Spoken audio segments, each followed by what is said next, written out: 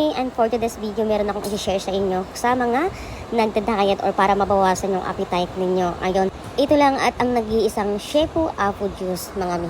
At ang Shepu Apu na to, mga mi, hindi lang siya basta juice. Marami siyang may bibigay sa inyo ng benefits. At ito, grabe, ang sarap niya. Lalo na yung pag tinitimpla niya siya sa malamig na tubig. Tapos yung parang angkon lang, parang basta, ganun siya, masarap siya. At pwede niya siyang inumin sa umaga or sa gabi. Depende sa inyo kung anong araw niya siyang, anong oras niya siyang pwedeng inumin. Pero ako kasi, ang ginagawa ko, pagising ko ng umaga, tinitimpla ko siya sa malamig na tubig, katulad niyan. Titimplahin ko sa malamig na tubig, tapos minsan ilalagay ko siya lalagyan ko siya ng ice. Kaya mga may bagay na bagay to, or tamang-tama to sa mga taong gustong magbawas ng timbang or ayaw munang kumain kasi nga tumataba sila, ganun. Tamang-tama ito para sa inyo.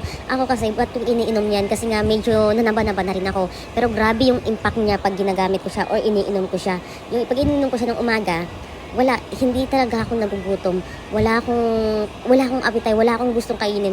Pero kinukuhan ko pa rin yung sarili ko na kumain ako kahit yung mga tinapay-tinapay lang or kahit na anong parang pan lang na pagkain. Yung hindi yung masyadong mabibigat katulad ng rice. Mga ayun, mawawalan ka ng appetite, mga mi. And sobrang sarap niya.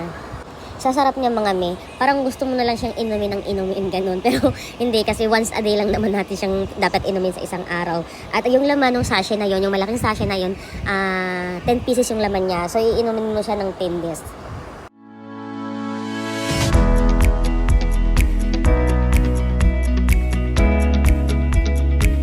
Siya, mi. Kaya kung sa mga gustong uminom dyan at gusto niyo mabawasan yung mga taba ninyo sa katawan ninyo, ayan, ano pang hinihintay nyo, ilagay ko sa comment section.